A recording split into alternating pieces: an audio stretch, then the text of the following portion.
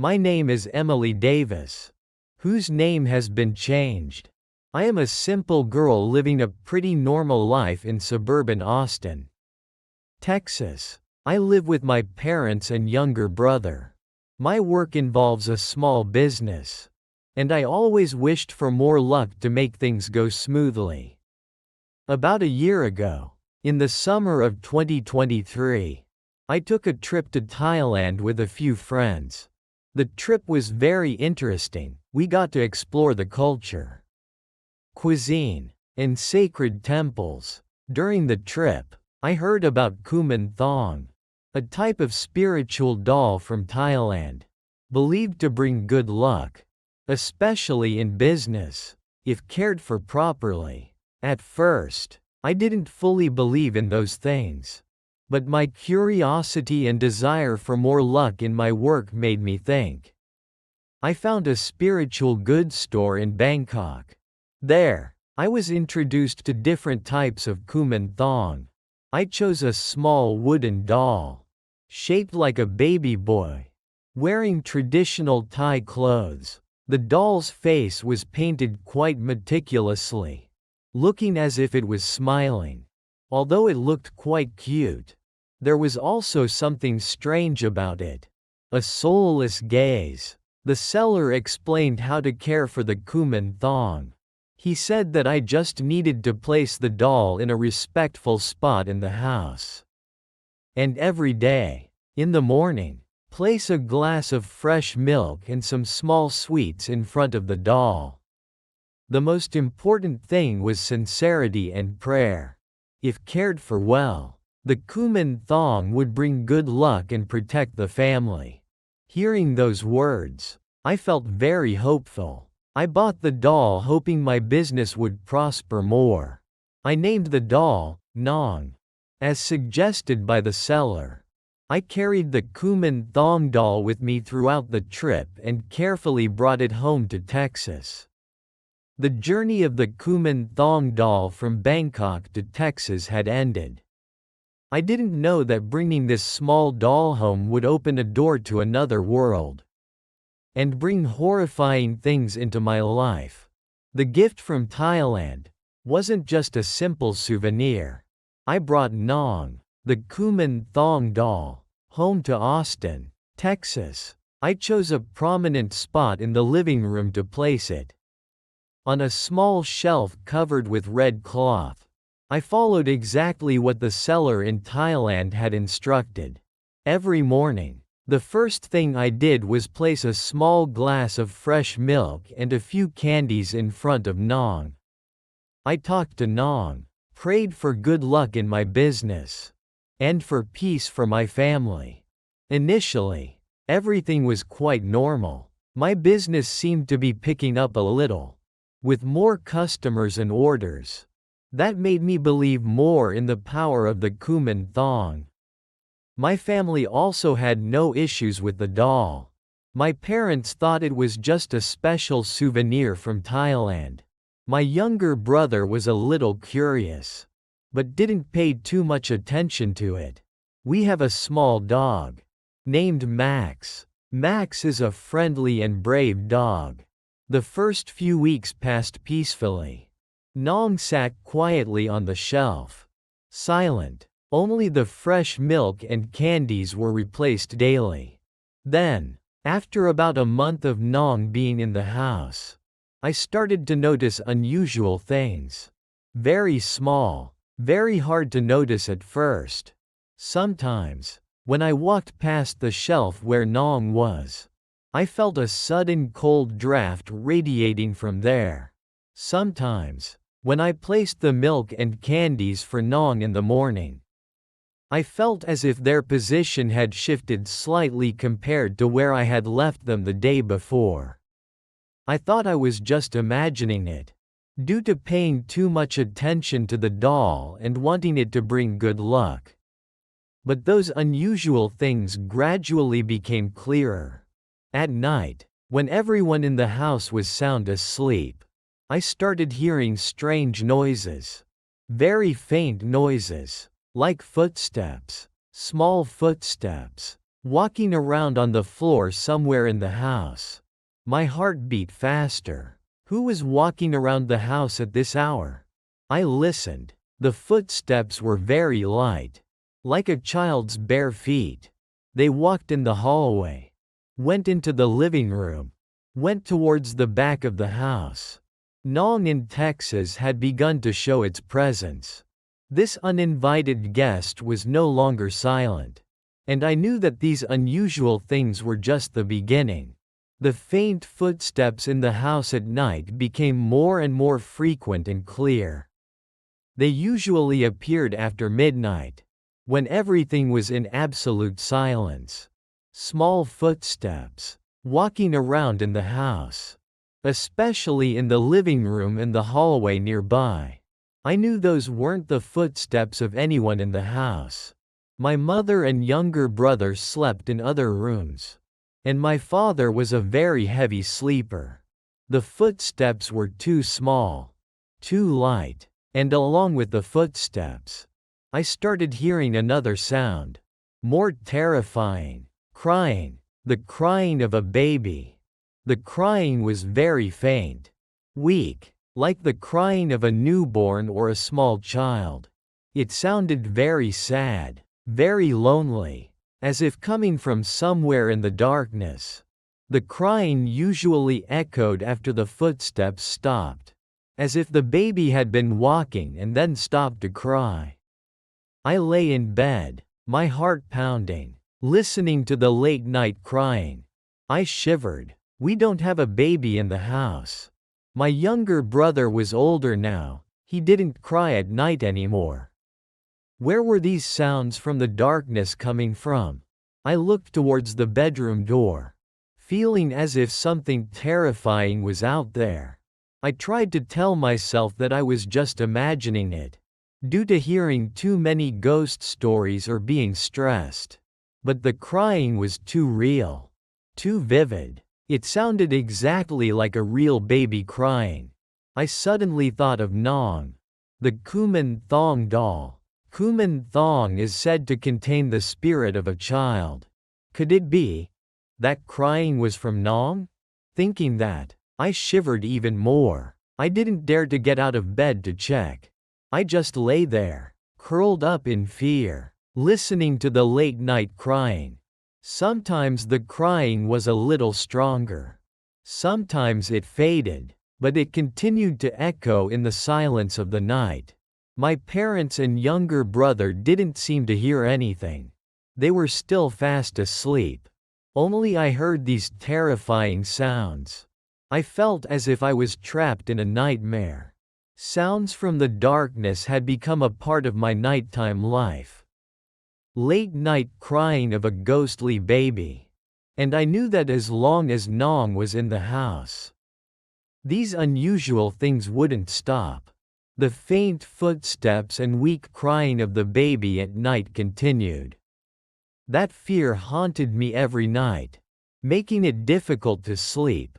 And then, the unusual phenomena began to escalate to a more terrifying level. Physical disturbances in the house.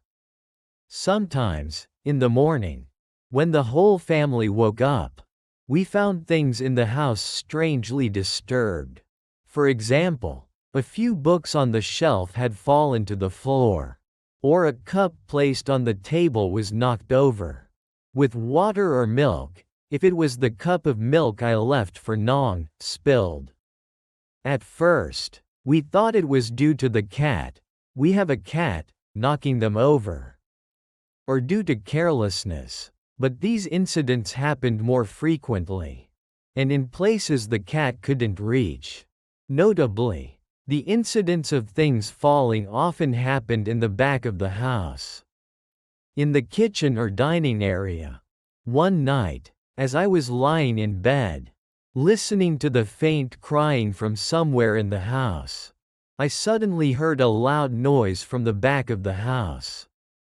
A sound like objects being knocked over forcefully. I was startled. Sitting up in bed, the sound was very clear. I heard my parents also wake up and get out of their room.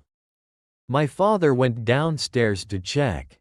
A while later, my father came back up to his room. "What happened, Dad?" I asked softly, my voice trembling. "Nothing much," my father said, his face a little puzzled. "A few pots and pans in the kitchen just fell to the floor on their own."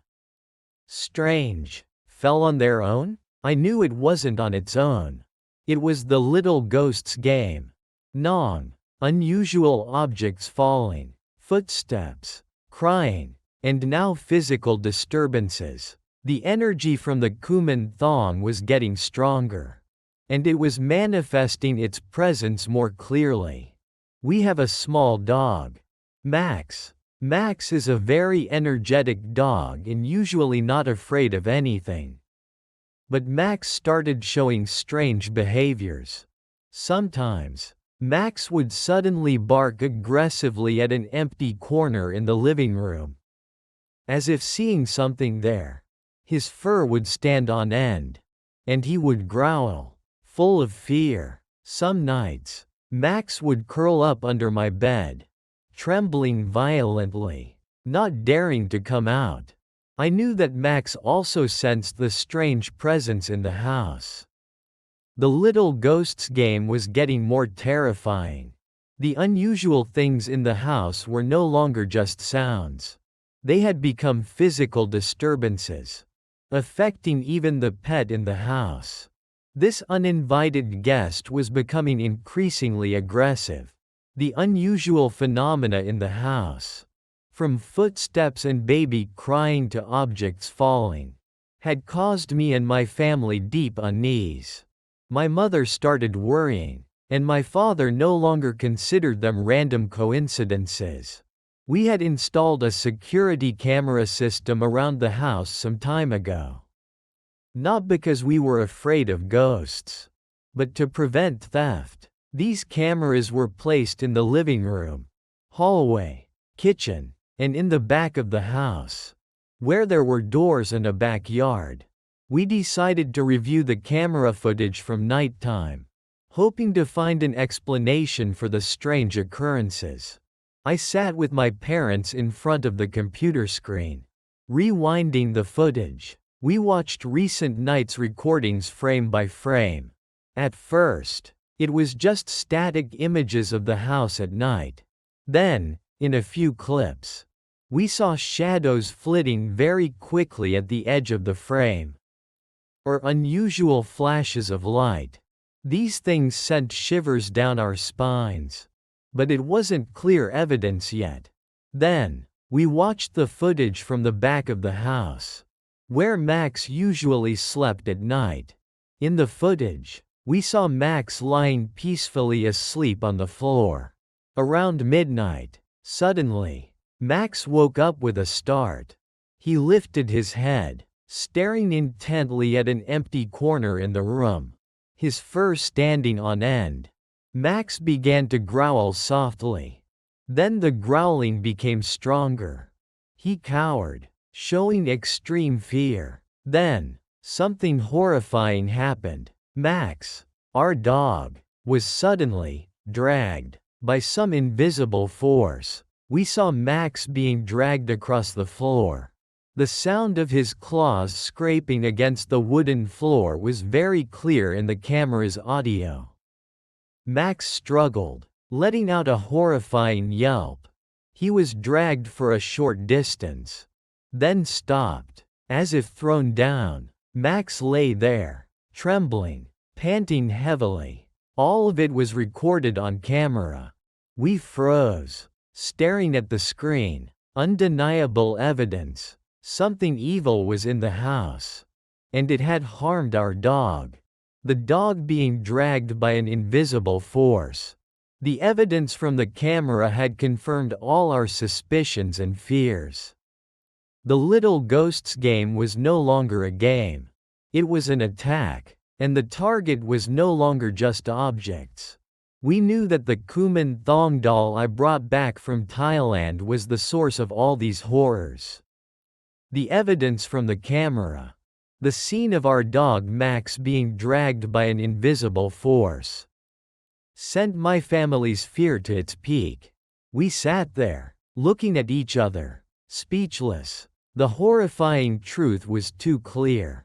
The Kuman Thong doll I brought home from Thailand wasn't just a spiritual item for good luck. It was a vessel containing an evil spirit. A baby spirit full of anger or malice. We knew we couldn't keep that doll in the house for another minute.